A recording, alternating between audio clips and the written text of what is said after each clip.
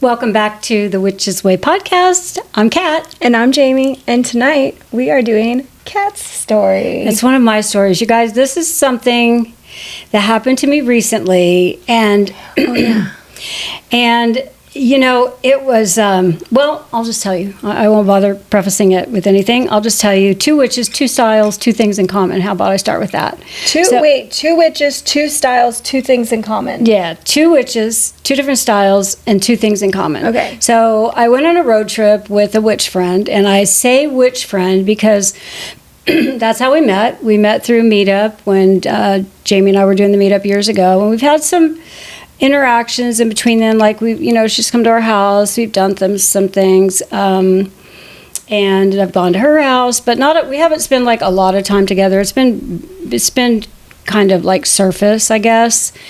More group setting, not personal? Is that what you mean? More group. Well, like I remember one time we had lunch together, and I think one of the things I remember about that lunch is not a lot to talk about. So let me back up a little bit and tell you that 6 months ago, a friend of mine who I know through our witch group and who is in our witch circle asked me to go on a trip. Now, you guys, I'm a homebody. I love my creature comforts. I'm happy in my house. She's a six. I'm super content here, and I just don't have this like huge desire to, travel all over the state. That is my youngest daughter. She'll go on a road trip every single weekend. She loves events, and me, I'm just like, I like my home. It's not that I'm a recluse or, I'm socially awkward. It's just that I'm comfortable here. And people today are kind of jerks, and I was like, I don't, I'm good. You don't like being out in the world? Well, I mean, I think I did when I was drinking. Alcohol does make people more tolerable sometimes. Yeah, I can understand that. Now for probably the last year, close to a year and a half now, I haven't drank, and so now when I go out and I'm not drinking, yeah, you're right. People are a little less tolerable, and the drinking always got the party going for me and stuff like that. So anyway, she asked me to go on a trip with her 6 months ago, and I turned her down. And as is my nature, I always feel bad when I feel like I disappoint somebody. So I was like, But the trip was to St. Augustine, and I just didn't want to go to St. Augustine. We had gone there We'd been there before, and it wasn't fun. Yeah, we went on my birthday, like the first or second year that I was here, and it was okay, but it's not a town that I care to go back and visit. So that was a definite no, but I still kind of felt bad because I think she needed, like, her friend that was going to go with her bailed on her. And so I kind of felt bad, that I left her hanging. So when she asked me again about 2 months ago to go to Savannah with her the first weekend of March, I was like, Savannah? I don't know anything about Savannah. And, what I know about the South is they're racist and they're classist. And I was like, what am I going to have in common with them people? But I decided that I would step outside my comfort zone and take a trip. Right? So it was a 4-day trip. We left on a Thursday and came back on a Sunday. And, she and I were close to the same age, but we've had really different life experiences. Like, you guys know a little bit about mine. I mean, I'd say more than a little now. I don't think anybody listening is surface level friends anymore. I think they know all the things about us. Well, my life has been chaotic. And her life has been really stable. I mean, she went to college. She had a great career. She was very successful in her career. She's been married for a long time. So the two things that we have in common, basically the two things that we're alike, is that we have the same views on the current political environment, so we can bitch about that, which I didn't want to spend the trip doing, and I wanted to be very aware that we weren't just talking about politics, because that gets old and it's stressful, and what fun is that, right? And to just constantly gripe about politics. And then witchy stuff. And then, with witchy stuff, it's like you can talk so much about that, right? But anyway, so when I say two witches, two styles, what I mean by style is kind of more experiences, life experiences, and then the two things we have in common. So we take this road trip during Mercury retrograde, and neither one of us, it doesn't click in either one of us, our minds, that it's Mercury retrograde.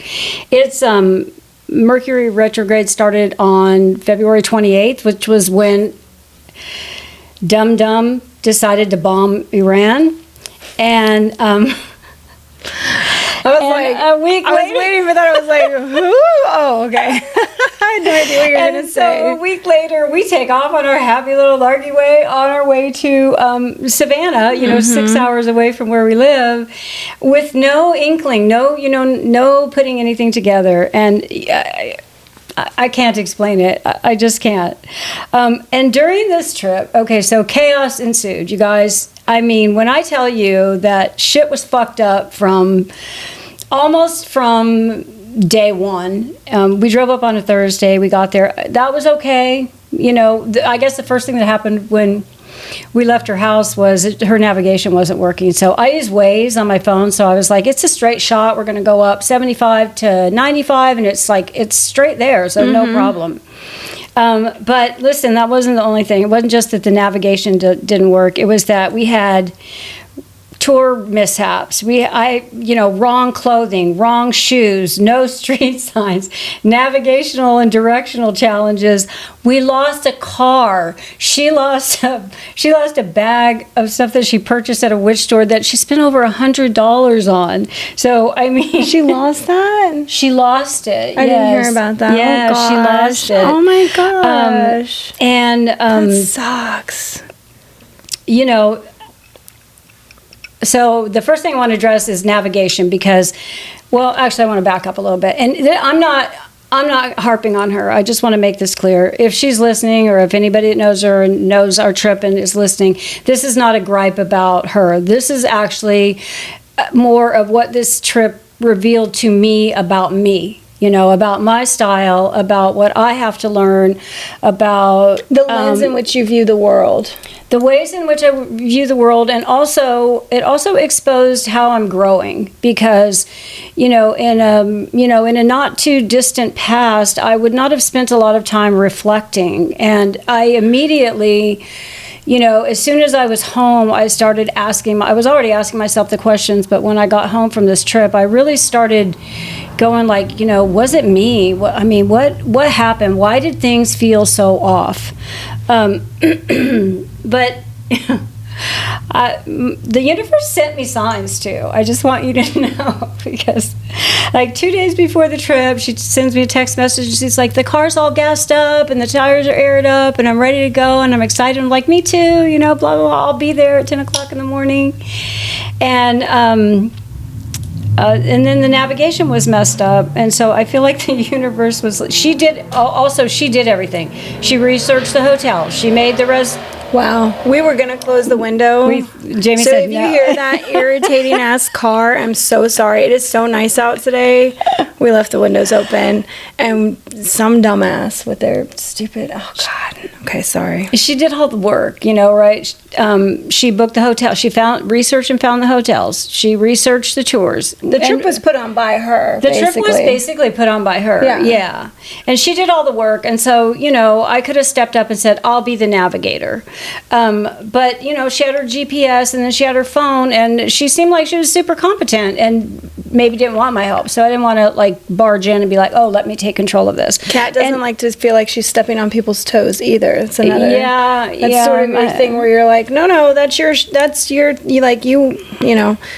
will. If somebody asked her to, you'd be more than willing to, but. Yeah, I try to be respectful of people's their space and their thing that they have going on. The way they do stuff, yeah. Even if maybe I would do it differently, but I do try to not take over because I can be or have been in my life, somewhat domineering in certain situations. So I try to be aware of that and not do that kind of stuff. And she's had to do that with us too, because whenever her and I are going to go anywhere, she already knows who's driving. I'm driving. I drive the car. That's what I like to do. That's what I want to do. I don't care whose car we're taking, but I'm driving. So through the last 7 years and the small trips that we've taken, that's something that's come up too. So this being your guys' first trip together, I can see where you're really letting her lead and do all the things and you're kind of sitting back. Yeah, it was almost like I was just along for the ride, but then there was a part of me that's like, was that the right way to handle it? I don't know, but Some of your reflections for yourself. Some of my reflections for myself are like, what part of this was my responsibility in terms of taking some of the load off of her, right? What part was mine? But she seemed to like what she was doing. I mean, I would have helped with anything, but she took it. She had the bull by the horns, and she just made all the stuff. And I'm like, okay. She conferred with me. She's like, hey, this is the hotel that I found. I was like, yeah, that sounds great. I mean, it was nice. The hotel was beautiful. Savannah was beautiful. Did you meet a lot of racist people there? I did not. I actually was shocked that everybody was so nice. I knew that was going to happen. That's why I had to ask it in that way. Really friendly, and it was a very mixed. The town was very mixed. There was a lot of. There's a college there, so we were in the historic district. That's where we stayed. If you guys know about it, it's pretty cool. There's a lot of old buildings. There's a lot of history there. Confederacy, slavery. But anyway, it is the South. I mean, yeah, it is the South. But they have other things there too. Yeah. I mean, because one of the first things we learned about was like the guy who settled the place, right? Yeah. It was the last of the 13 colonies that was settled. So initially there wasn't slavery when they first started it. But anyway, sorry for you Southerners, but I have an opinion about you guys, and I know you're not all like that. So I do apologize if I'm offending anybody who is from the South. I know that everybody's not racist. We all have our histories. But anyway, so let me just.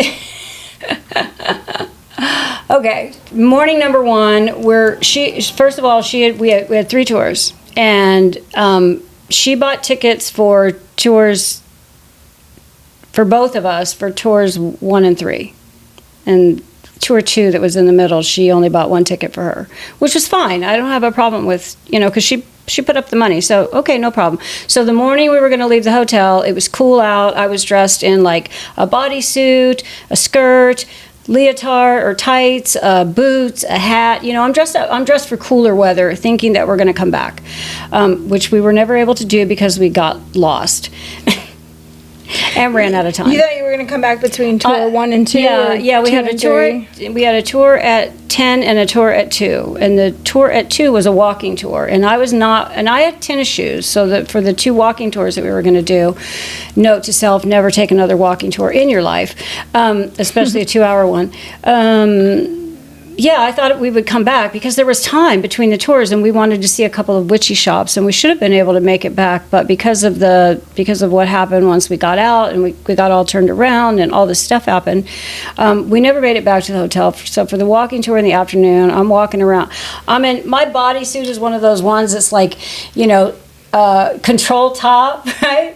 And so I'm like dying, and then I have tights that are control top on top of it. So I'm squeezed in like I'm wearing a corset. And so by 2:00 in the afternoon, I'm pretty miserable in my clothing, plus walking in boots that were not meant for walking. Not good walking boots. I'm wearing good walking boots today. These boots weren't made for walking. Yeah.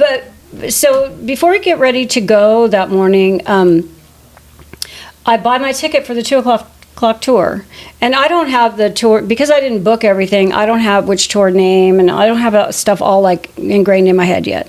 So we get to, first we stopped at breakfast, a really quick breakfast, and the waitress was super nice, but she didn't come around and get our table. So I wanted to pay my own way.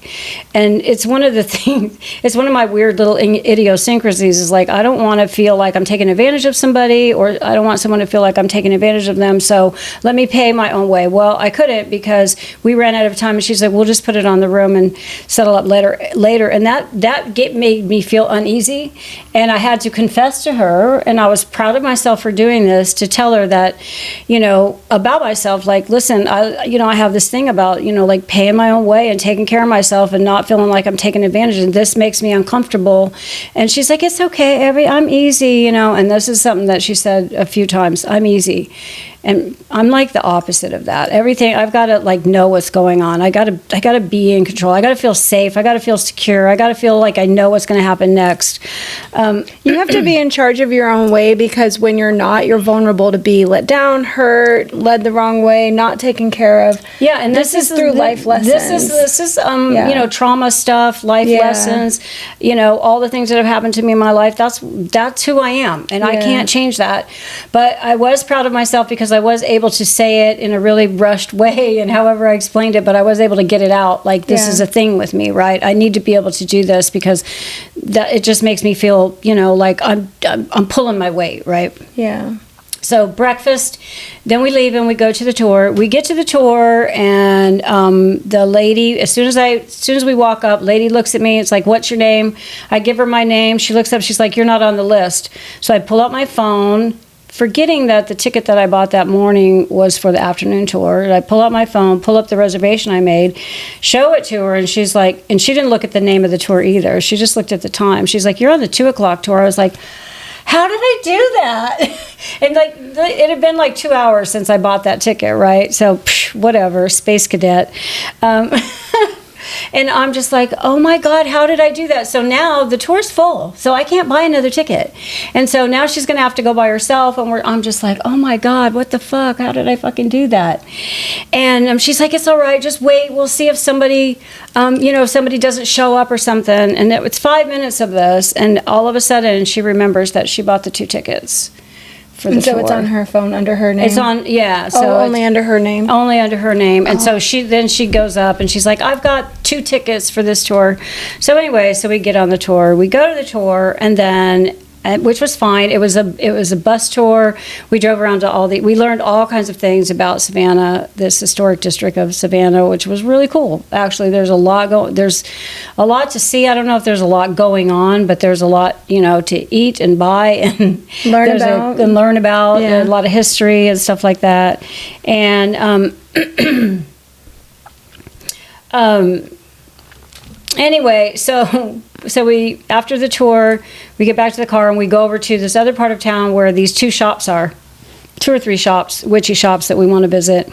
First one we go to, we park the car in a parking garage and walk over to the store, find the store. It's like, it's almost hidden because it doesn't have we're looking for the street address. Street markings not that great, because this place was like upstairs, and I finally found it because they had like a standing sign, that said Mystic Apothecary, and it was upstairs, but there wasn't like, I think it was like 31 Broughton Street or something, but you couldn't find 30. It was weird.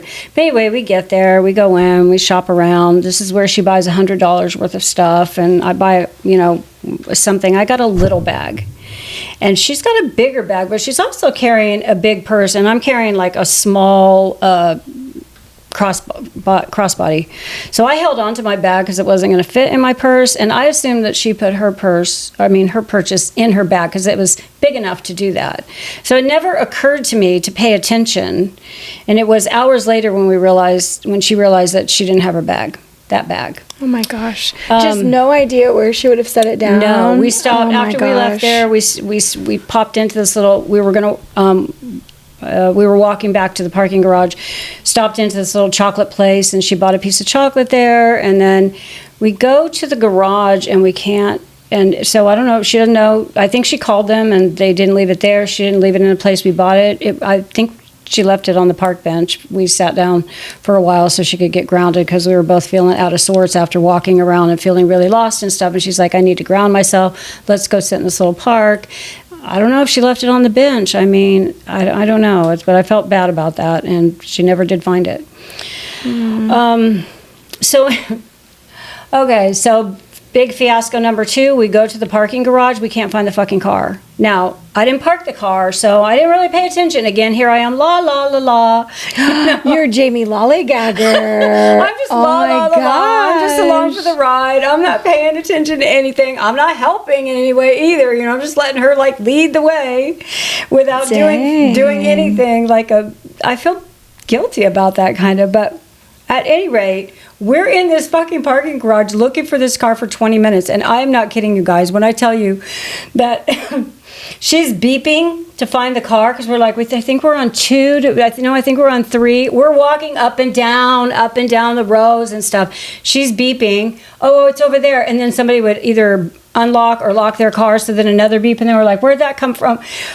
This went on for 20 fucking minutes before she's like, before she's like, "Stay here, just stay put. I'll find it." And I'm just like, "Oh my God." And I'm very aware of how I can get frustrated and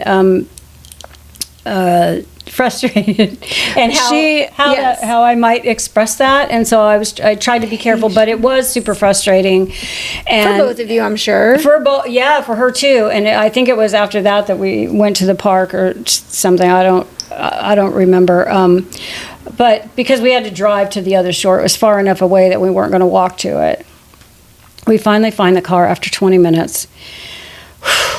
Was it on 2 or 3? Like, where was it? Because I don't have any idea. She just found it and came and got you? She came and got me. Yeah, I don't even know where it was. Oh my gosh, I have no idea, but she did find it, and oh my goodness. And so we go to the other place. I buy something there, and then and now we've spent all this time.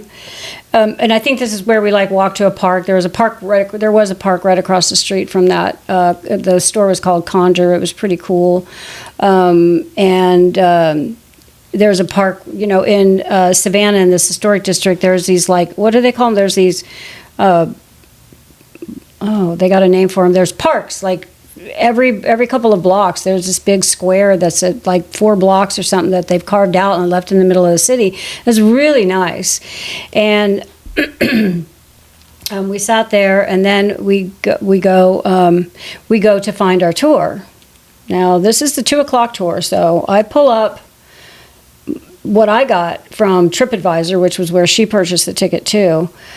I pull up my receipt from TripAdvisor, and there's no address or anything. There's nothing. There's just here's your receipt, and I'm like, well, where's the address? So she's got the address on her, so she's looking at her stuff. It's 330 Bonaventure, right? So I look up. We're both trying to use our maps to figure out where the fuck we're at and where we're going. 330 Bonaventure, and I look it up and I'm like, well, that's 5 miles out of town. That's a cemetery. The tour is the Midnight in the Garden of Good and Evil tour, which was a book that was published in the 80s that put Savannah on the map. And they now have, because of that book and all the people that it brought to the town after that book was published, they now have 3 million people a year that visit Savannah. Wow. Because of that. Because the book spent 85 weeks, 86 or 85 weeks on the New York Times bestseller list. It was a story about the crazy characters in the town, the murder of a young gay man by a real estate guy that nobody liked in that town. There were 4 trials, and he was finally acquitted at the last trial, which they got to change a venue. So that's what the tour was about, that, and then of course some more history about it. So we're trying to find where this tour is, and we're walking around, and I'm on my map, and I'm just I don't even know what to do. And she's trying to find it. We're walking in circles. She's like, well, what street is this? Looking at, we're on a corner. There's no street signs there. It's just Jesus fucking Christ, what the fuck? Fucking Mercury retrograde, you guys. We were so turned around. But let me tell you, when we went and we parked the car in that same parking garage again after we came back from Conjure, because we had to come back to the same general area. When we parked the car that time, I took 12 pictures of where that car was. I imagine you did. Lessons are learned in those times. Yeah. And when we got out of the parking garage, I was like, I got to go to the bathroom. And so there was a hotel right there. So I ran into this hotel, and then there was a concierge or something like that. And I saw a map, and I was like, yes, I want a street map. I want to be able to look at a map and be like, what fucking street am I on? So I grab a paper map. I know that's so old school, but the GPS just wasn't giving us good directions. It was you were just so turned around. It's a really small, dense area with lots of side streets, and I mean, even though it's on a grid, there's lots of side streets, and there's just a lot, and then these parks break everything up, so it's crazy. So we finally make it to the tour, and by this time, as I told you, now it's 2:00, and my clothes are really, really, really tight, and I'm just like, oh my God, and now we got to walk for 2 hours. Thankfully, mercifully, the guy that was doing the tour, we probably stopped about every 30 minutes for a little break. Like, it took us into a, some place where people could sit down, get a drink, use the bathroom, whatever. So, and he was very cognizant about us being in the shade because it was getting hot. That was the other thing. I was also hot. If I was in the sun, I was hot because I was overdressed for the afternoon. So we get done with the tour, and guess what? We're a mile away from the car, and now we got to walk all the way back. And no! And me with circle. It was not a circle, which I would have thought it would be a circle. Like, what? Usually they bring you back around to the same spot. We kept going further and further, and I'm like, at some point we're going to turn. I would feel like, and I don't have a compass, and I don't know where the hell I'm at. Oh no! By the time we get done, he's like, yeah, it's just about a mile. I'm just like, go back the way you came. Oh my gosh! Oh my God! Are you kidding me? So we walk back, and she's like, you can get a cab, and or an Uber or whatever, and I'll walk back by myself. I was like, I'm not going to do that to you, It's like, so I sucked it up, of course, because I'm not just going to leave her to walk back by herself. But also, if you paid for an Uber, she could have got in one. I mean, it wouldn't have been like you had to leave her behind. Well, that's true. She didn't have to. There's not like a one-person Uber, I don't think. I mean, you guys get like a single-person rickshaw. It's almost like we didn't have a brain between us. It does sound like two alphas sort of went on a trip together, and one alpha was sort of trying to let the other one lead, and then it was like this alpha had to start taking care of herself. Like, I can sort of see the personality thing coming out and both of you are super nice, and you don't want to like upset another person, so you're trying to like do your own thing respectfully, but also you're like, I fucking need something else right now. This is not working for me. I just like picturing it. Yeah, it feels like definitely like a Seinfeld episode or something. That's what it feels like. Well, I can laugh about it now, but in the moment I was just like, oh my God, I'm gonna die before I like get out of these shoes and be able to like get into some comfortable shoes. I wasn't mad, and I'm not mad at her. She's a lovely person. We're just a lot different, and me needing to be in control and then wanting to let her do anyway. You're right. You describe it it perfectly. Yeah. Like it's like two alphas trying to be together. But also, I know who you're talking about, and my perspective on her is that she does everything. She takes care of everything in her everyday life, right? Like, so she does, and you also do that in your everyday life. So, like, when you have things going on, A through Z. Like, your plan is together and succinct, and when you're done, you're just done. And like, I think unless people are really close with you, they don't understand that you have a switch, and when that is flipped, you are done, and that's it, and it's over. and the manners or the you're no longer niceties. You're not courteous. You're curt. You're just like, listen. And I know you probably didn't do that with her at all. I didn't. I really. And I'm Yeah. I was very hyper aware of how Jamie describes me. When I'm done, I'm done. Yeah. But also, like, none of this was her fault. It was just like, and again, if we realized that it was Mercury retrograde, we could have laughed it off, and then we could have double checked everything at that point. As soon as we would have like made that connection, and that's the thing where, did I tell you about her? I already said when she called me up and texted me and said, "Who's driving?" Yes. Did I tell you that? Yeah. Okay, so I felt like that was the universe telling me that I needed to be like more on my shit, like a little more in control. Get into the loop. Yeah, get into it. Like that was the universe's first, like, hey, Kat, you're going to be needing to pay attention here. You're going to need to help out, right? And I remember I was like, I was really surprised by that because it was just like the day before that she called me, and I was like, okay, and anyway. So let me ask you, when you go on a trip or when you're preparing for something, are you the person who has like all your receipts ready to go? You kind of have it planned out? Do you put things in your calendar? Like, how do you stay organized where... Yeah, I know. I have my itinerary. Yeah, I have an itinerary. I know what's going to happen and what time we're supposed to be places. Yeah. But I let her do it because she booked everything. And she did share them with me. I had emails with the stuff in it, but I mean, it wasn't like, I know I tried to add to my calendar, it didn't add it, so I don't know if we're using different calendars. She's on something on her. She's on some other calendar system that's not Google, that doesn't go straight to my Google Calendar, and so I mean, she's used the Android, huh? Yeah, she's an Android user, so it doesn't.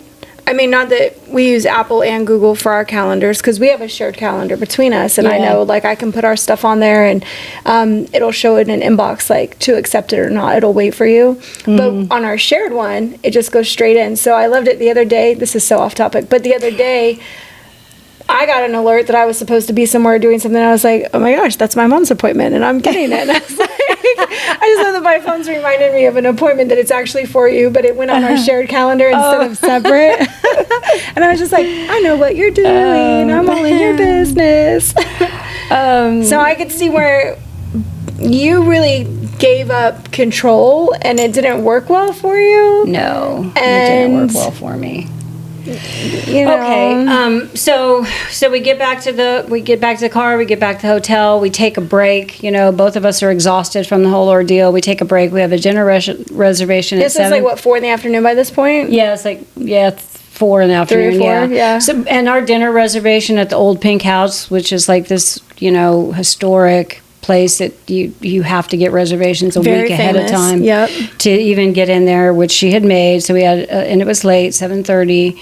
We go to dinner, and the rest of the rest of the evening was fine, of course, because now we're going back to that same garage again, actually. Or maybe we parked in. Oh no, we didn't. We took an Uber because she's like, I don't want to drive, so we took an Uber to dinner. And the only thing that I have to say about Savannah's not really. I should have known this, but I'm always testing the water. So we're standing outside waiting to get in, and there's 3 girls there, and they're celebrating one of their birthdays.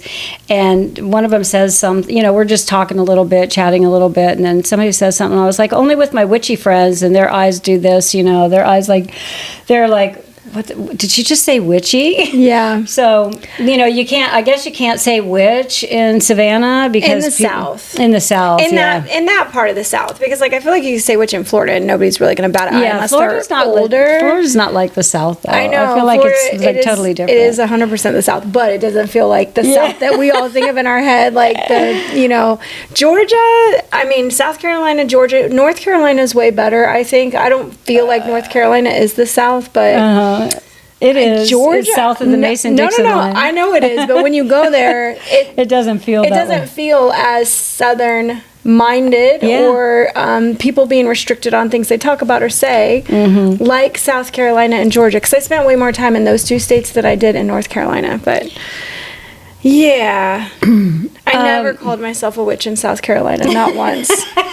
And it was like girls probably my daughter's ages, they were probably millennials, and I mean, they look like, I mean, who knows? I mean, they could have been witches, but yeah, it didn't connect, and I was like, oh, okay. So anyway, I love that you tested the waters. That's very brave. Yeah. Good job.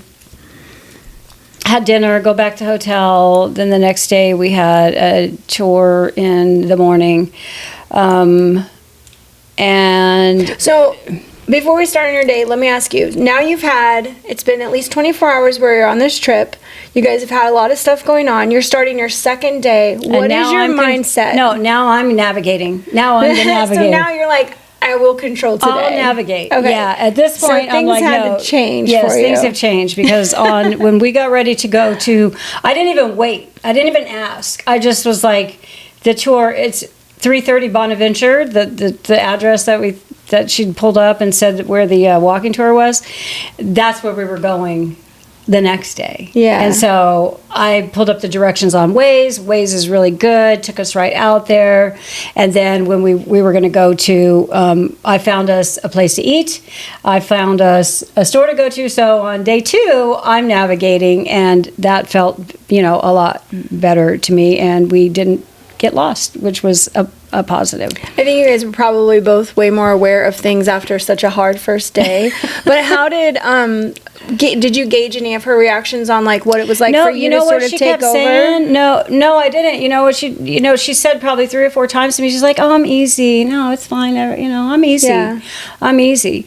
Which in my all of my interactions with her, which have been many, and conversations, and yeah, she never seems like the type that would be offended or get feelings hurt or be I don't know another word, and I haven't used this word since, I haven't even heard this word since I was little. I was thinking the word prissy, like when you're prissy, like you need to be tended to, or you need like, do people use that? Yeah, she's not. Yeah, she's not. Yeah, you're talking about like a, diva type, like a diva type. Yeah, like can't give up control, or when somebody says they're easy, it's like very easygoing, very happy-go-lucky. And she seems like that type, so she gave up control pretty easily. And well, it wasn't. I didn't ask. I just said, I didn't ask. But I just was like, I pulled it out. Could you gauge what she was thinking or feeling during that time? She was just kind of like, yeah, that's fine. I even said, I've got the directions. Yeah. I'll get us, I've got the directions pulled up.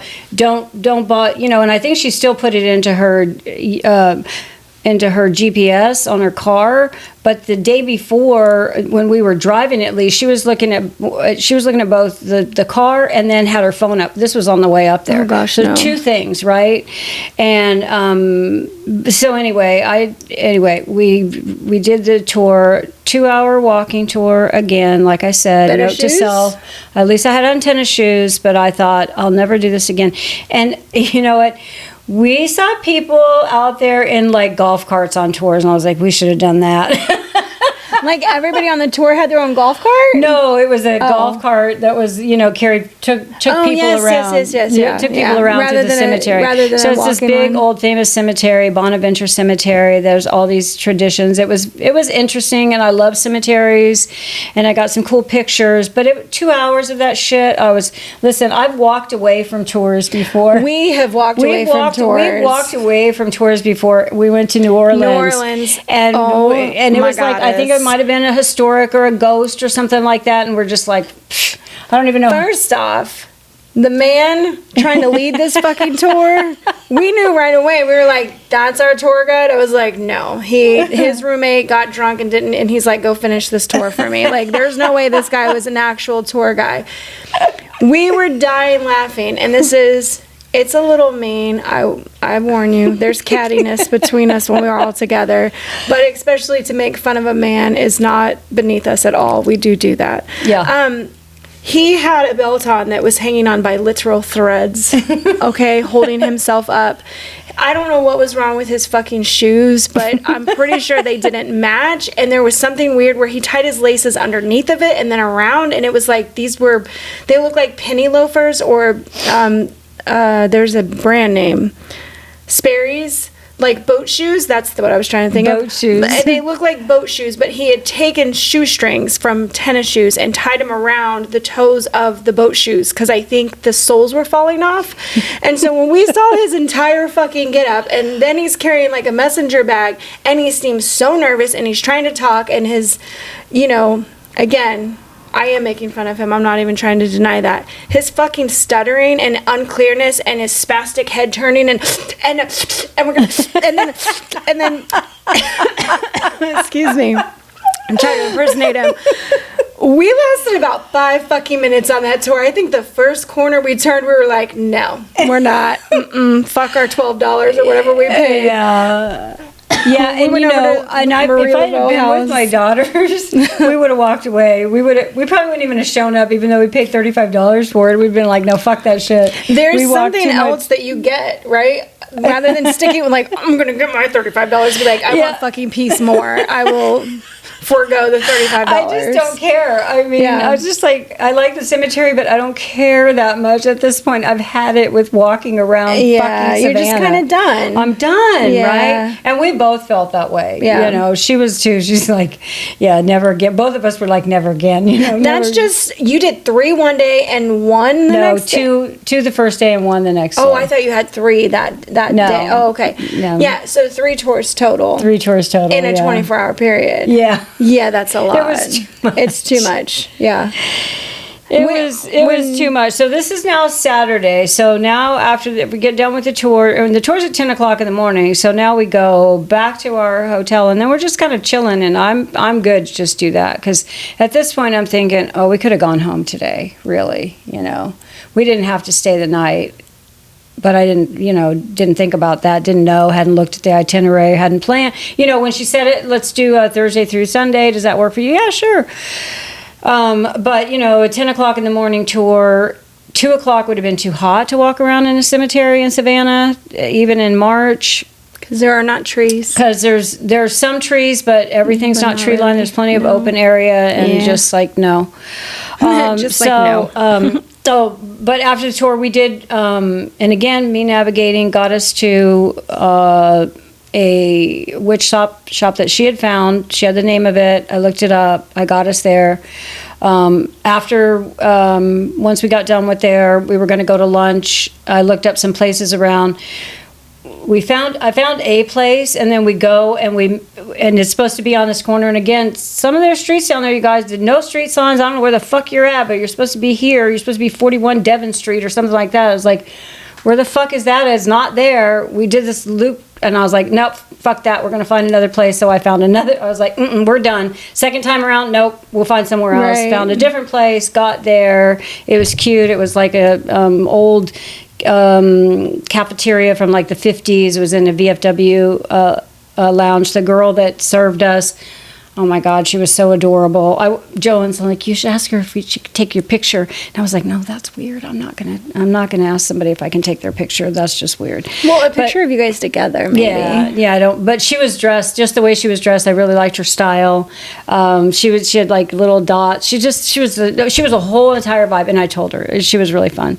And then we leave there, go back to our hotel, and so now we're just like, okay. We're done, right? So we had bought things at the second store. I bought tarot cards and books, and I think she bought tarot cards, and she might have bought books too. She got a little 15-minute reading there. So now it's like 5 o'clock, and we didn't have dinner plans that night. That was a free night for us. So we just went back to the hotel. So we shared a room, of course, and but there wasn't a lot of conversation. And so all this, like after all that, and then the wind down, and then leave the next day, there wasn't much conversation at all, and it felt the silence felt odd, a little awkward and stuff. The silence felt loud. Yeah, Sounds that's a way to describe it. Yeah. And then the trip home was kind of like the same way, where it was just like we were tired, and although on the way home, I did learn something about her. So one of the things you guys know about me is that I need connections that are deep, and I need to know all your shit, and then I'll share all my shit with you, right? And because it's just in my soul, like I want to know what's going on, like deep inside of you, like what do we have the same scars? Are we, can we relate? Or if we don't have the same scars, can we at least like relate to do we have shared experiences? But the trip home was pretty quiet, and although she did share with me, she did let me in a little bit and told me about the situation with her. She has a son that's an adult that is,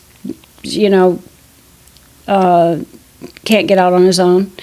And it really made me feel for her. I had a lot of empathy for her when I learned a lot of the details of that story. I was like, oh man, that's really hard. I just felt for her, because it's like, damn, at our age, to have an adult child that you're having to take care of that's not disabled physically, but has decided that they're disabled mentally or something. Anyway, I don't know, but I felt for her. I wonder if that's how I'll be with Cameron, I've been wondering, like, because I never thought about myself, like you get to 60 years old and then you're still... like your kid is still that. Well, and I love him. And if we're close and he stays close, like, I'm mostly okay with that. But there's the part of it of being responsible where do you ever really get to just become your own person? Because, that's how I'm actually going through that right now, where I feel like I can't ever not be involved with his life and like asking him about his medications and like how are you doing and like really checking up on him, because he fucking needs that, right? Like he just needs that. And I don't know if that will ever end for me, and I haven't really thought about what that looks like long term, but when you mention it like that, like you get to 65 and you're at this retirement place, or you're you should be on your own. You should be able to, I know she'd love to travel and do things, and she's, her husband. Is it a place where she feels very responsible for him? Yeah, I mean, her and her husband both do. They feel like, that they've got to take care of him because he can't take care of himself, or he can't function out in the world. He's tried, and you know, and of course, you know, and her view on it is, if I could fix it, I would. You know, but that's gotta be really fucking hard for a parent. So very, very hard. Yeah. But so anyway, so the trip ends. I come home, and then, you know, and then I'm reflecting, right, and I'm reflecting on, you know, why the silence felt so loud.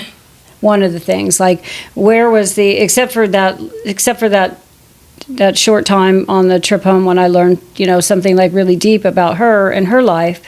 The only other thing on our way up there, we had talked about, I'd shared some things. I had shared with her a recent podcast that we did, which was the one about the abandonment story, my parental abandonment story. If you guys have heard that, you know. And, you know, at one point, you know, at one point I said, I told her that, you know, in my 20s I'd been an addict, and she's like, oh, and it was the tone of the O. It's just like, that was something that was very foreign to her, and she was probably like, you know, kind of like, oh shit, which, you know, if you haven't been around it, all you know is what you hear in the media, and you know, people who have addiction problems are problems, so I get it. But the other thing about that particular conversation on the way up was that when I was telling her about my mother, she starts trying to coach me about like healing it, and I'm like, I'm past that point, you know. There's no, I'm done. In this lifetime, that relationship is what it is. She's going to be gone soon. I have zero interest in doing that.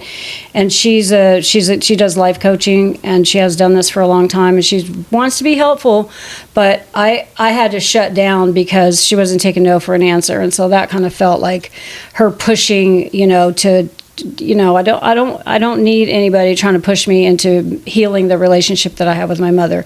I've accepted it for what it is. It's been that way for a long, long time, and my mother has no interest in it. So for somebody to hear it for the first time and then want to like try to give me advice, and you know, you can heal through the Akashic records, and you can do this generational healing, and I'm just like, you know what? I'm not in this lifetime. Not in this lifetime. I'm not doing it. You know, I'm not interested. So I just I had to just stop talking. So. And that was on the way up? That was on the way up, yeah. That was on the way up, because we were having, you know, on the way up we talked more than I actually thought we would. I took some crocheting because I thought we'd be listening to music, but we talked quite a bit on the way up, but not anything super deep, just about general stuff, except for, you know, me sharing with her about that podcast and stuff like that. Do you guys have the same music interests? Do you know? Not really. I mean, I can tolerate, you know, she's listened to a lot of, you know, rock, you know, 70s stuff that I heard so many times. It's not really enjoyable for me anymore, but that's okay. Is it like our pool music? Like what Tony and I listened to? Yeah, it's just like, music? It was either 70s rock and roll or country music. But the music was never on that much. Yeah. And on the way home, you know, I had one AirPod in, and I was listening to my audiobook, you know, half listening to my audiobook, and then that's what I do on long drives. So anyway, so I get home, you know, and I'm like, by the time I get home and I unpack, and I'm just like, you know, I'm feeling away. You know, I'm feeling like this trip wasn't fun, you know, and why did everything feel so off for me? Because by the time I got home and I started decompressing, I was like, why does everything feel so off for me? And that's really what this podcast is about. So you heard the whole story. So now I want to share with you what I have learned about myself after reflecting, because you know, I'm newer to witchcraft. I've only been doing it like since I came to Florida with my daughters. We're like on year 6 now. Yeah, I'm on year 6. But you know, and as somebody who spent a lot of my life unhealed and you know, and shut down and walled off, and all of these things that, you know, are unevolved, and it's something that I've really worked to change about myself. And so when I got home, I just started, you know, I'm like, you know, what's going on? So I like dictated the whole story into ChatGPT, because I needed to get it out, and then I needed somebody to reflect back to me like, okay, here's what happened, you know, what give me your point of view on it. So Yeah, what can we learn from this situation? Yeah, what can I learn? It's hard. It was hard for me not to think, what did I do wrong, right? How is this my fault, or what's wrong with me, actually? Yeah, because I remember you saying that, like, what's wrong with me? Yeah, what's wrong with me? Why was this difficult for me when this feels like it should have been a normal thing? Like, why am I feeling away? Yeah, and I also felt like, the connection wasn't really there. Like, I would have... at one point, also on the way up, I mentioned that when I went to Kansas City recently, my best friend, who I've known for 44 years, I realized that my best friend had a new best friend. And she's like, I'll be your best friend. And I was just like, I didn't know what to say to that, because it's, it doesn't feel like a best friend, right? And so it was awkward. It was like awkward silence. But anyway, so here's what I got fed back to me, and what I got a lot of stuff fed back to me, but here's what I've parsed from that. How shared experiences shape us as people. So you already know about me: abandon, struggle, abuse, violence, addiction, everything, right? Her stability, success, I'm going to say easy life, although that's not really a good way to describe it. It's just radically different. Her life and my life, radically different. The struggles were different, because I know some of her personal struggles, and she has struggled, but it's not in a way for survival. Not for survival. Right. You've been a survivalist your whole life, right? And I think you still tend to think that way. It's very hard to part with. It is very hard. It's very hard to part with survivalists. Yeah. And survivors, the one of the things that I can say about all the struggles that I've been through is, like, it made me very self-sufficient and tenacious and determined. Resilient. And stuff. Resilient, yes. Mm-hmm. And so, so you have somebody who is highly self-reliant, a highly self-reliant survivor, compared to somebody who experienced their life with security and stability. People who grew up with abandonment and chaos, they become very guarded, as you guys know. I've admitted that. I'm trying to break down those walls.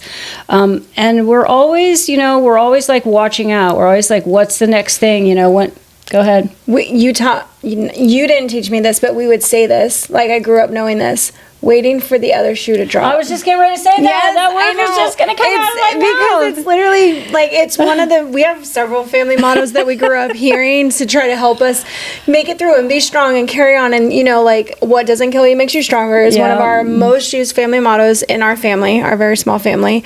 And then this too shall pass. We said that all the time. When shit got really hard, like, we would end conversations with, and you know what, Jamie? This too shall pass. Like, that is how we knew there would be relief. But I know that I have always lived in a manner of, like, waiting for the other shoe to drop. Yeah, I'm always, especially in my relationships, like even my last relationship, in the beginning when things were good, and after 6 months, after you've known someone for 6 months, or you say I love you, I think is like all of a sudden now the rose-colored glasses come off, and you're like, all right, what's going to happen? What's going to happen, and when is it going to happen? Because I know the shoe's going to drop, so you're waiting for the other shoe to drop. And it's what's really bad about this thinking. I've experienced it in my own life, something that I'm trying to change, is that we don't just do this in relationships or jobs, but we do this with friends, we do this with our situations, with pet, like anything that we start to care about, we automatically turn to this, like, what's the worst thing that's going to happen? And we get ourselves ready for it, because we do believe that true. Like, the worst thing is really possible. We don't ever go into things all like, la, la, la, la, la, everything's going to be fucking perfect and great. We don't have that illusion at all. Actually, we're like, okay, how am I going to handle when this person does this? Well, how am I going to handle it when, like, we have A through Z going for all of the backup plans when shit hits the fan. Because shit has always hit the fan. Well, life is up, down, it's ebb and flow, right? And so, you can't go around like when things are high and always good and think it's always going to be that way, because it's always going to, the wheel's always going to turn. Yeah. And sometimes you're at the top of the wheel, and sometimes you're at the bottom of the wheel. But what we have to tell ourselves now, so this is me getting through mine, and I know, just hold your place, because I did this with Tony.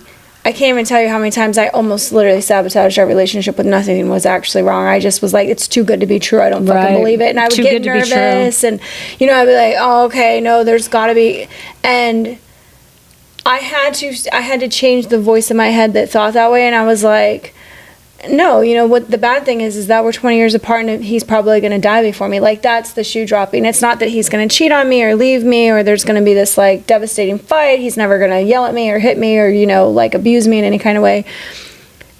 But with everybody else, so doing that with him, I've had to do that with other things as well. Like, I have to look at it in my life and go, nope, no, oops, sorry, that was my straw. Tank is sitting out here. He did not like that. There's not this like waiting for a shoe to drop. It's really, how will I handle it when it's a hard day? You know, so like I've slowly changed the thing in my head because even with people that we're close with, you know, I mean, Jolene and I have gotten in fights, and one time we didn't even talk for 6 months. And there's been times when I'm like, fuck, when are we gonna, like, when something else gonna happen like that? And we, you know, especially for her and I, have made a promise, like, we're never gonna let anybody else come in between us. You know, we're never gonna let things be said or done and then we don't talk. Like, we just like, fuck it. Yeah. Like, we, for us, we should never do that to each other. So changing that shit. Well, actually, I just had a conversation with her recently about without me. No, I'm just kidding. Yeah, well, you know, because we, you know, Jolene and I are mirrors. The Taurus Scorpio. Taurus Scorpio, we're mirrors, and so, you know, and our relationship has been contentious, and you know, she even said to me, you know, I mean, there's been times in our lives where we hated each other when she was really young, not as an adult, but when she was young and just really, whew. But I told her, you know, the night that we had this conversation and we talked about some hard things, as she was walking out the door, I said, I'm not gonna, if I have to keep my mouth shut, I will, because I want this, you know, I'm not gonna let anything happen between us. I just refuse, because I want her in my life, you know. So if I have to be the one to zip it, where in the past I probably wouldn't, you know. In the past I would not. I probably would have, like, I got to say my piece. I got to, you know, she's going to listen to what I say and shit like that, which is, you know, which is her, right? I look at her and she's like, she's got to say what she's got to say. That's me too. Yeah. But somebody in a relationship where you care and you want it to keep going has to be the one. Somebody, when you got two people like that, someone's got to be willing to give. And at this point in my life, I'm willing to give because I want her. I don't want a falling out with her that damages our relationship so that we don't have one anymore. It's important. It's important to me.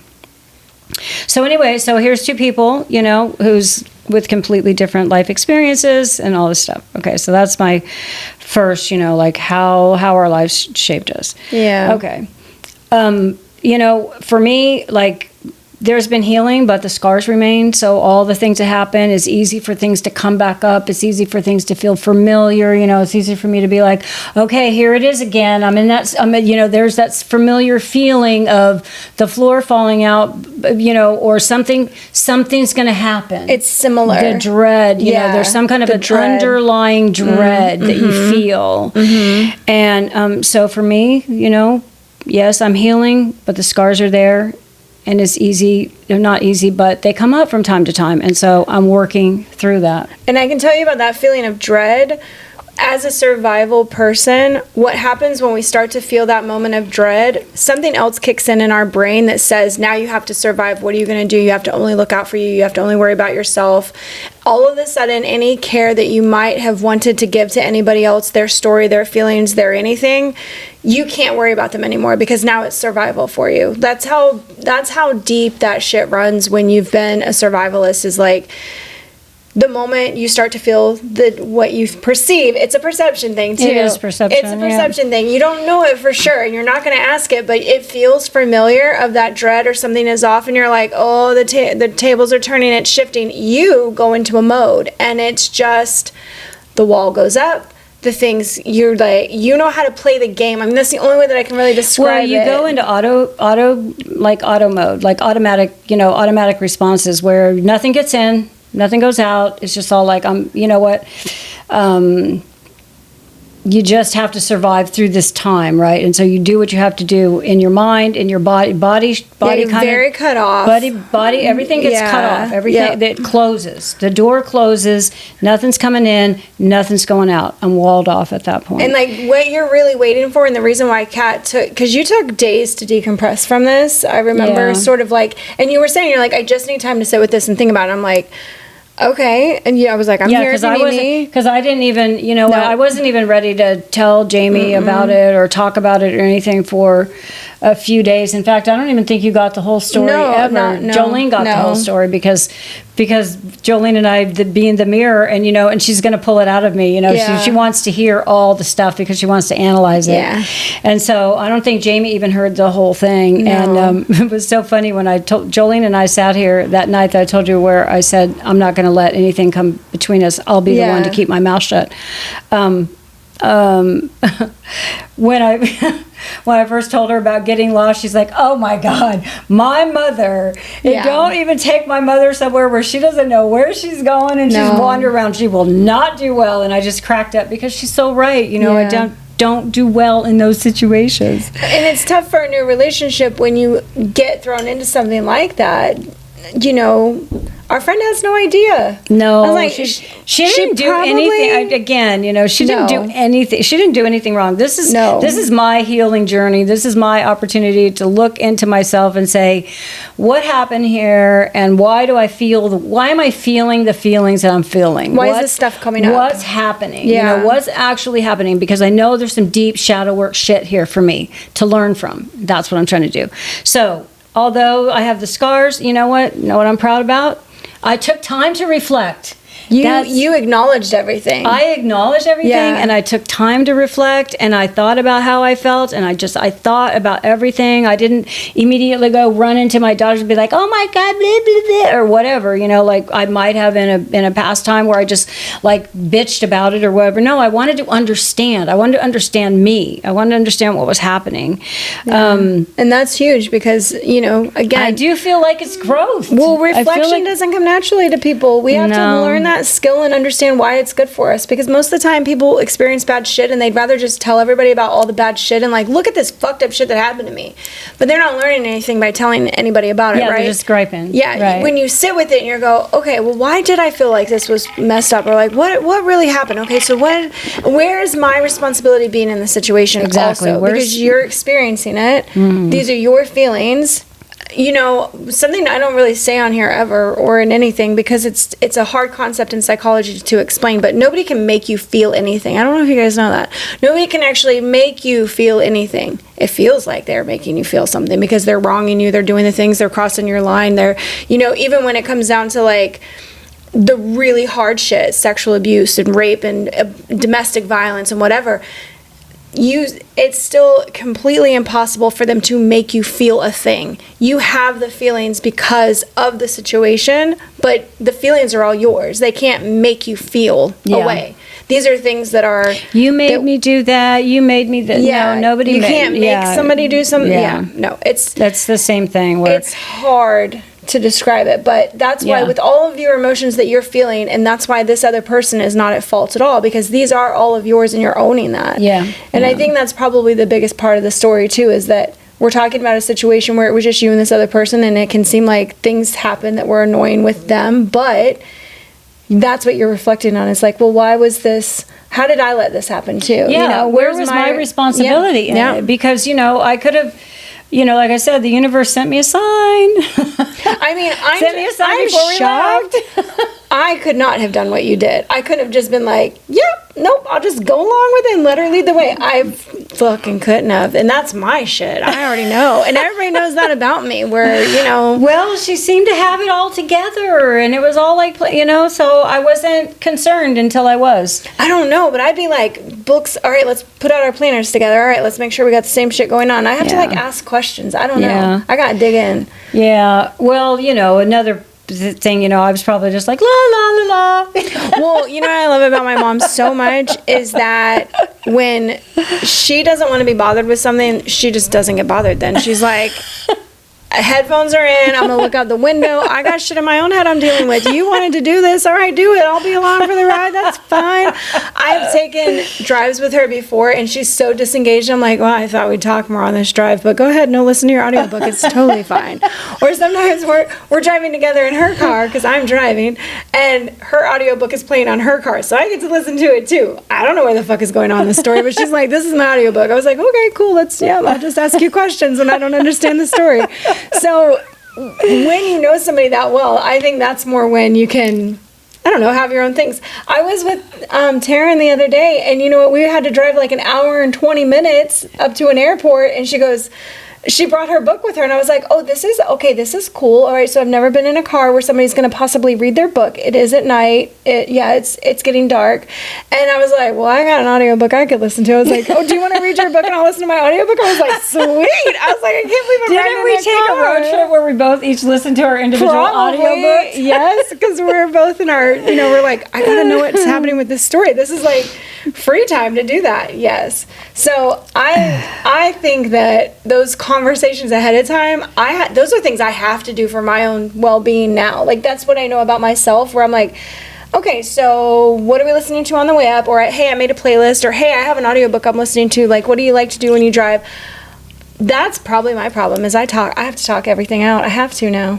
Yeah. Because I think I used to not say anything and just let shit evolve, and that's when I would become uncomfortable. I mean, it's something that I definitely learned from this. Like, I won't make the mistakes that I made, the things that I could have done that would have improved the situation, that would have improved the experience for both of us. I could have been more, engaged in getting us to where we needed to go, instead of putting everything on her just, because she planned it and she was driving the car, Yeah. I think when the three of us get in the car, we're like, who's navigating, Yeah, we talk everything out. And then, even if we put on music, you guys, like, if one person goes, I'm over this shit, can we find something else? Everybody's like, yep, let's do it, So whether it's going to be, like, Taylor Swift or Miranda Lambert or, Stevie Nicks, and we switch between them all, it's sort of like everybody has a voice in the car, and it's always accepted that we speak up and we say, like, I don't really want to do this, or, hey, I need to stop here. I think that with the three of us, that took time probably to really understand each other and not feel like, Mom has to stop every hour to go pee. No, really, that's me. But, everybody knows, I won't drink on a road trip because I'll have to stop too often to go to the bathroom. I think it's horrible for you if you don't drink. Because I know, then, but you get blood clots at every rest stop. Yeah, I'll be doing it. I like to get out of the car, though. I look forward to the rest stops. I'm like, ooh, what are we going to see here? And like, what's going on? We would have lunch on the way up, and then it just didn't work out that way. Like, we just drove. It was just a 6-hour drive. It actually went really fast.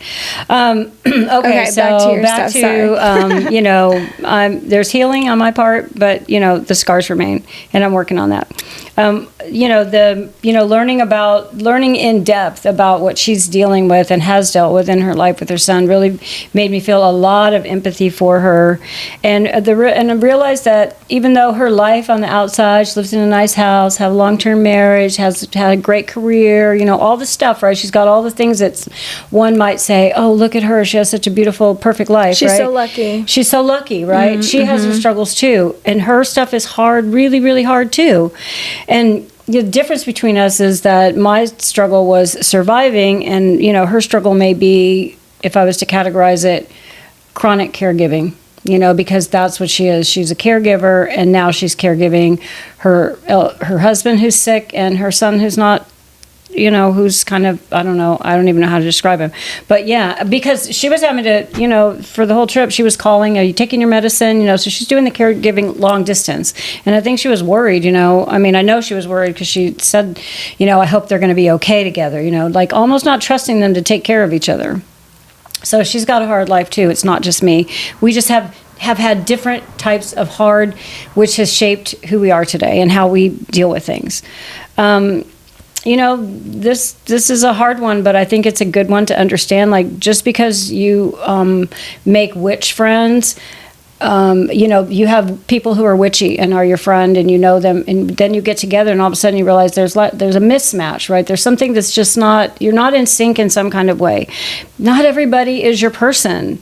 Compatibility needs like a shared rhythm and the emotional alignment.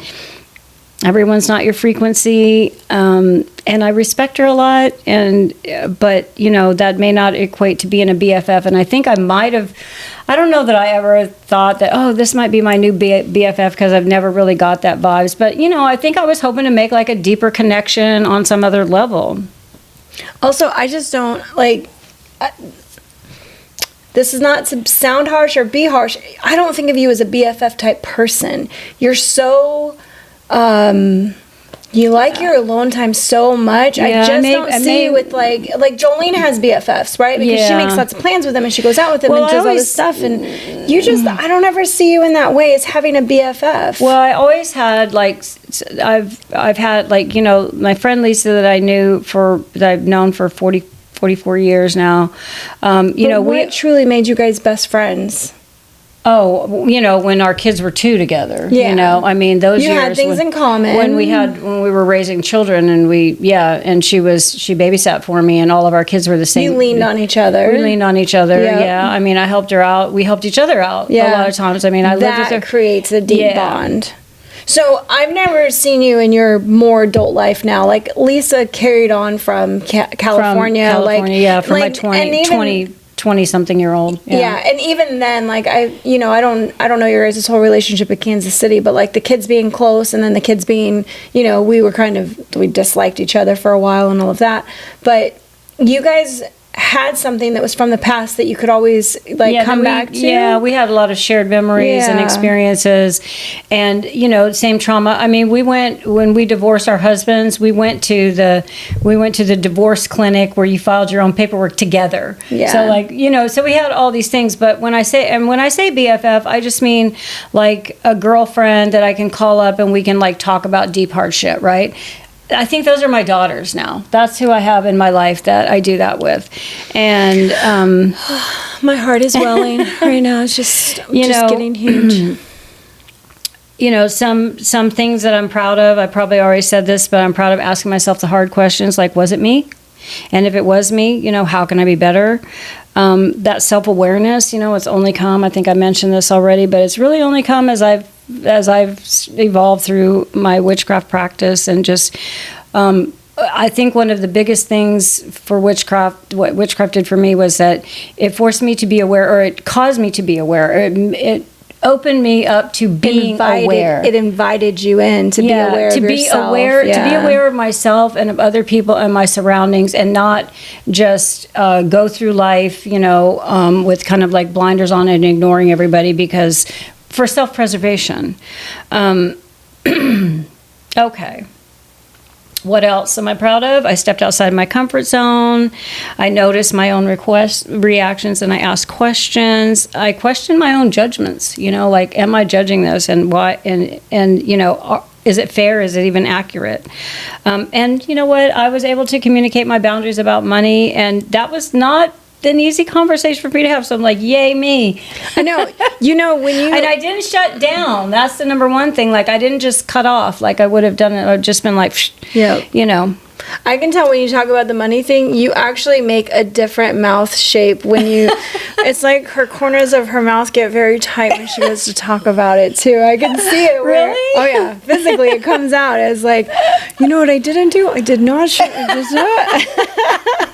So it's interesting watching your reaction, even when you talk about the hard things that happen, Yeah. It's like a fidget also, kind of like when we're talking, we're just like, well, this, and we did, and yeah.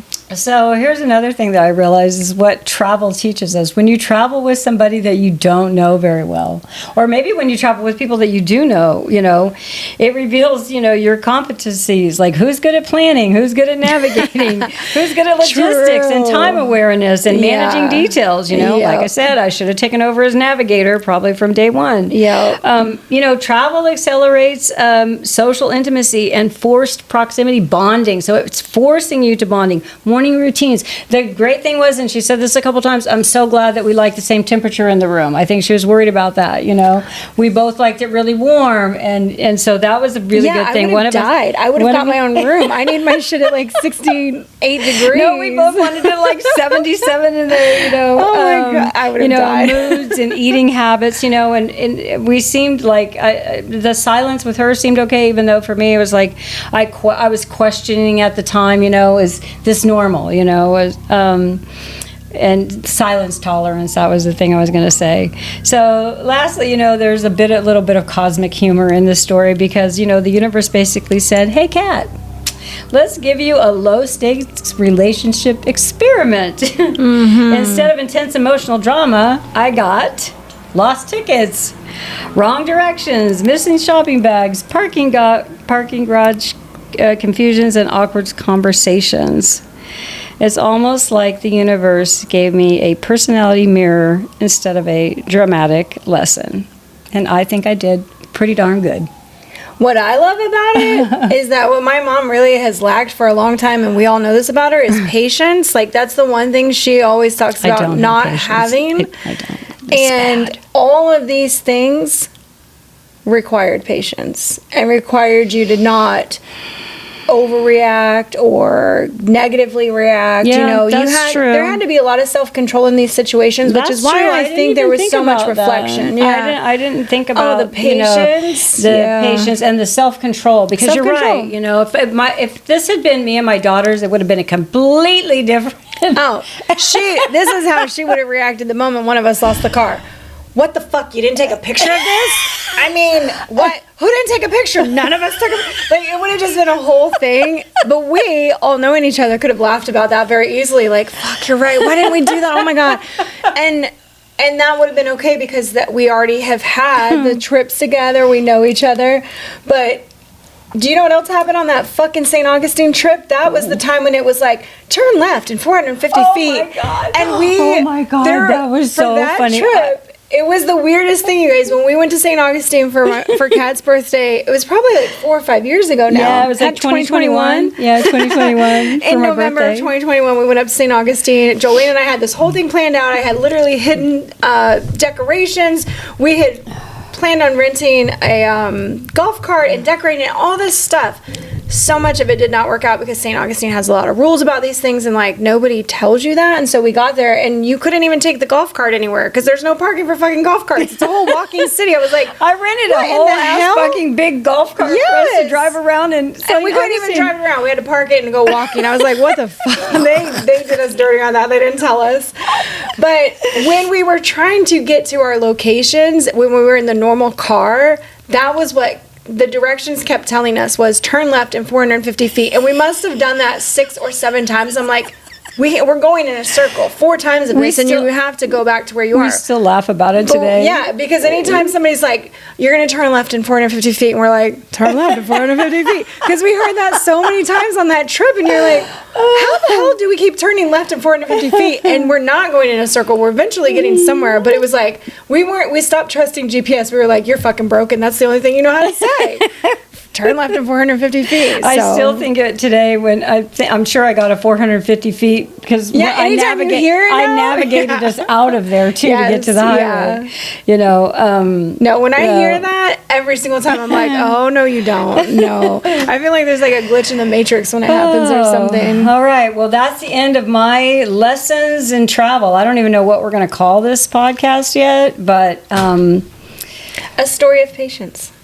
Okay, maybe that's it. Yeah. I mean, it's like the whole time you were talking, I was really surprised that you hadn't said how much this really drew on your patience or lack of, or understanding yourself in a patient setting, because we've always laughed about how much patience you don't have, right? And so to be with somebody who you don't want to offend them, you're being careful, you're learning them, so you're kind of like, I want to say on your better behavior, but I don't want to be an asshole. Aware, you know? Right? I mean, I don't want to be an asshole or a bitch. You know, I don't want to be perceived like because that. We're going to continue to see this person and be friends with them and hang out with them. I consider her a friend. You know, and she's a valued part of our circle. She's a valuable part of our circle. Yes, absolutely. No, highly valued woman. And I mean, I didn't know.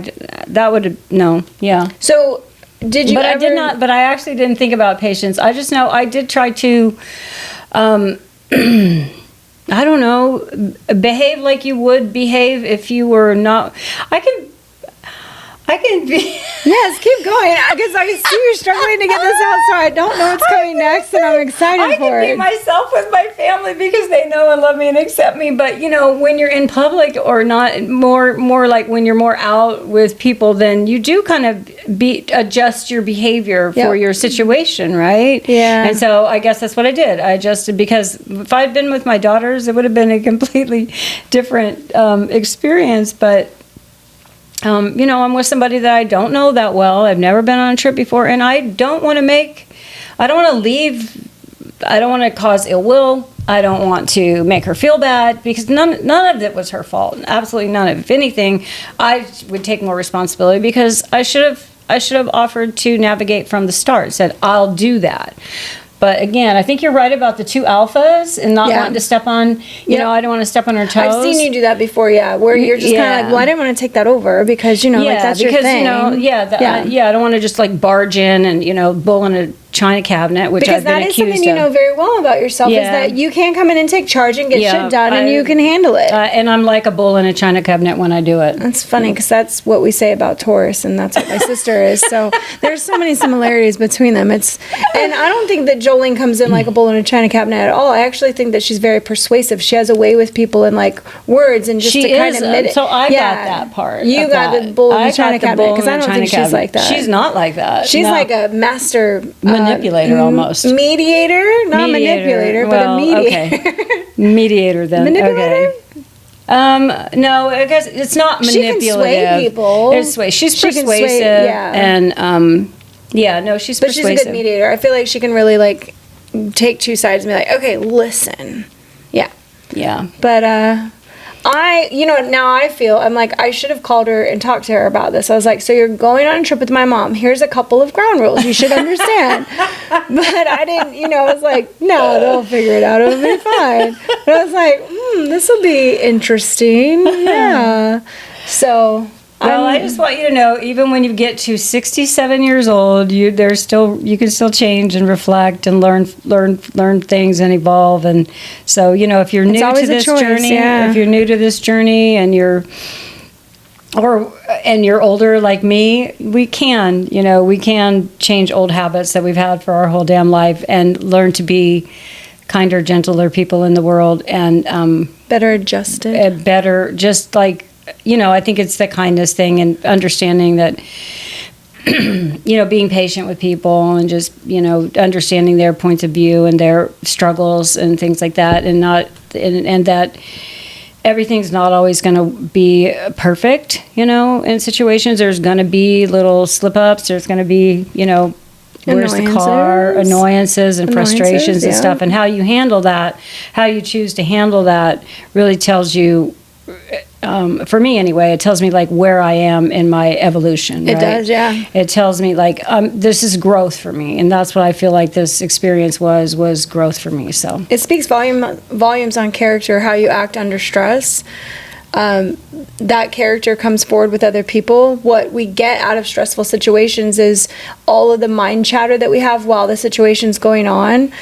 It's all the things we don't say that we're thinking, and we're like, fuck. Like, so that's what you actually come home and work through, is all the mind chatter you were having when the situation goes on, and what you do with that. You can take 5 minutes and think about it and then be like, yeah, fuck that, I don't want to work on that. Okay, whatever. Like, that was just a mess up situation, and continue on with your day. Or like Kat did, I feel like you've spent a lot of time reflecting on, wow, so this was really interesting. I felt a lot of things, and like, why did that happen, and where did this go, and what did it come from, and why does this keep coming up for me? And I mean, there was one point when you had started to sort of tell me about it, you were in tears, because I think that it baffled you, or it at least it stirred enough emotion where you're going, I fucking need time to process this. And I was just like, oh my God, what happened? Like, please tell me everything went okay, because I was worried.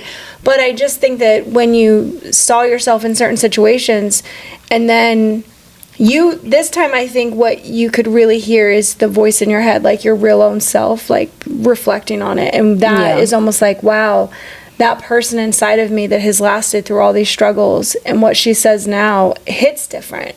Yeah. You know? Like, I'm grateful in my relationship where when I have a hard day and I feel like I want to, like, run away, because I still have those feelings of, like, I just want to run away. This is all so heavy. I have a lot of responsibility to everything, and, like, I don't want to be the one that fucks it up. And that pressure of having a really good relationship and worrying that I'm going to be the one that fucks it up, I'm like, well, I'll just run away, then I'll just let it happen now. Like, fuck it, let's just end it now. I don't want to wait for the ending to happen. I'm just going to end it now, and we'll get it over with, and blah, blah, blah, you know? I talked to him about that now, where I'm like, today I just wanted to run away. And of course he's like, why? What is that? I'm like, I don't know, it's just everything. And then I cry for like 15 minutes and you know, we just sit there and then we start making jokes. And I'm like, all right, I got that. Okay, that passed. I don't know what that was. Oh, and I want to blame hormones, but I don't want him to think that women's hormones make us crazy. It doesn't. We just feel a lot of feelings, okay? That's all. So, well, thank you so much for sharing this very personal, very real, very current situation. Because I don't even know that you guys have talked about it. You and the other person have had any conversations. No, and that's that's probably and we may or may not. I don't know. Yeah. And I did, as I was writing about trying to like organize how I would say this, because I didn't want to just go off all kind of crazy ways, even though Jamie's like, that's authentic. Well, you didn't want to have a tangent. I think the biggest thing is that you didn't want it to feel like a bitch fest. And I also wanted to be able to succinctly say, this is what I reflected on, this is what I learned, and this is what happened, so that you guys could follow the story easier than if I scattered, then I was scattered. So I have spent a lot of time on it and wanted where I was at some point today or yesterday when I was, writing things down was, what, and if I'm going to have a conversation, if I'm going to, try to have a conversation with this friend about it or not. And right now I don't know, I'm not sure. I just don't know. I think I'll let that evolve and just see what happens. Well, because a lot of this is for you. It's not about her anyways. But I also wonder if she was feeling similar in some kind of ways. Yeah. Like if things felt off for her too. Yeah.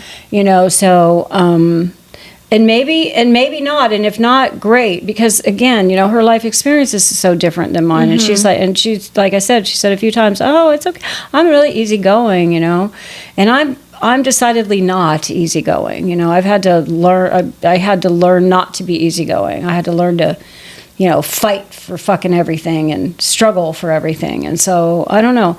So that's maybe that's another podcast if we have that conversation. But. Oh, listen, I have been actually thinking about my next one, and it's it would bring together a lot of stuff. Would you like to cry with me? Now? No, on the next podcast. Oh, I'll always cry with you. But yeah, I'm really thinking about addressing sexual abuse like in another way, because I've had a lot of, ever since I started talking, like, I don't know, ever since the thing with talking about Cameron's dad and the forced sexual experience with that, I've been thinking about how much that changes us when you experience sexual abuse in all of the little ways that, like, because I know and I'm very trained in it, that I can see it in other people, or we have these habits that come up when we're abused, and like a lot of us are just thinking, well, no, that's a coping mechanism, or it's, oh, well, that's just who I am. But it's not who we are. It's things that we created because of these bad situations. And I don't know, I've been thinking about that more.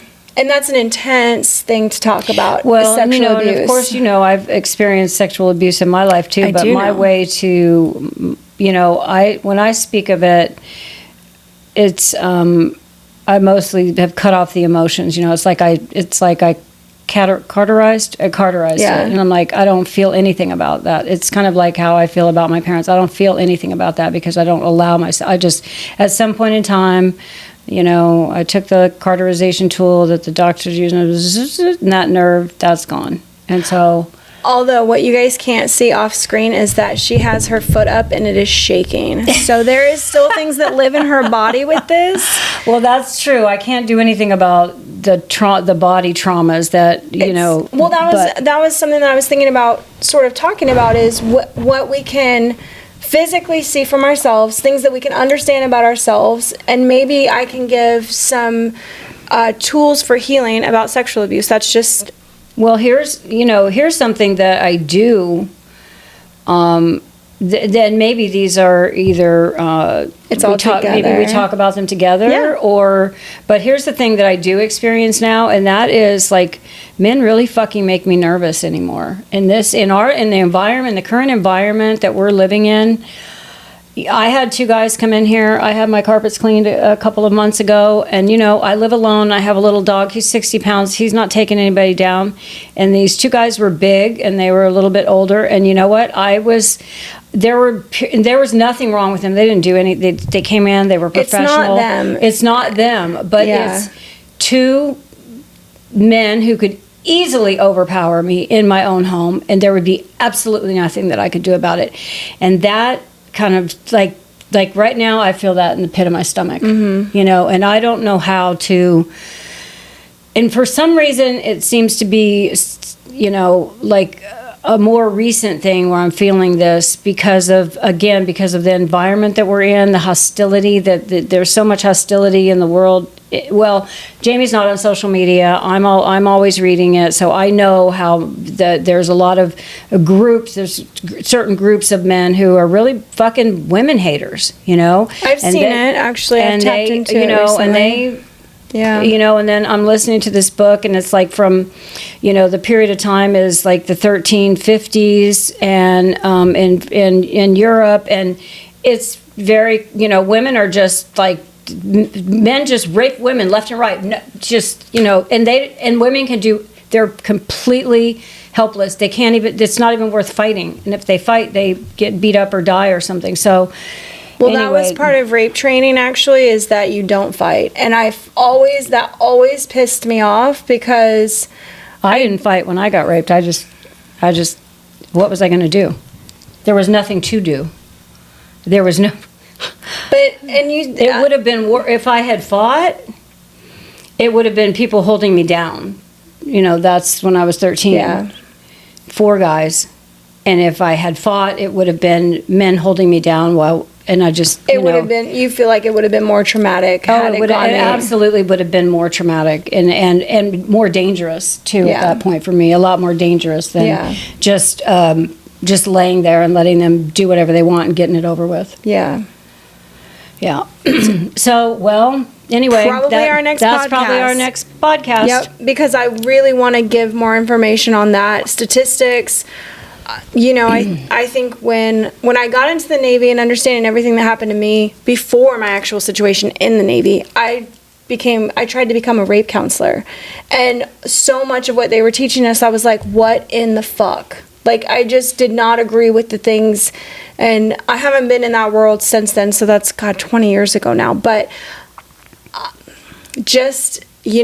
my son is around a lot of young men, and like he tells me stories about people, and just I'm glad that I raised him, and I think that women who are able to raise sons to be this super compassionate, like look out for young girls, see situations before they happen, like he's the cognizant one when it comes to that's not going to end well, and he's he's more of this, he's very aware, and I think that comes from being raised by a woman. Yes, he's hyper aware of it. Aware of those situations, absolutely, and reads wants them to defend it. And ready to make a move.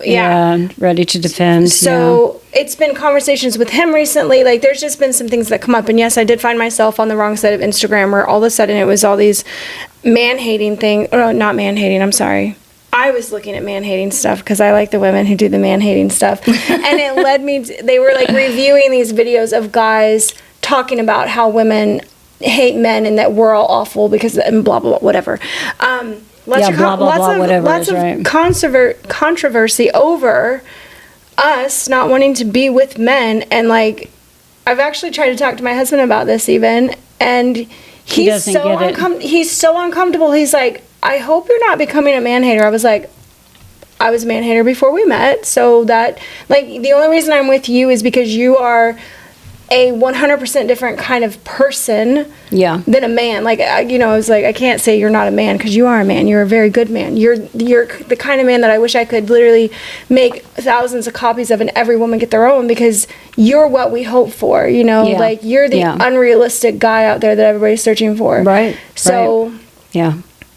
It's things like that where men are really disconnected from it. They really are. They don't understand. They're not asking the questions. And I know that women out there, you guys listening, we have men in our lives and we want to have these conversations with them, but it does make them uncomfortable.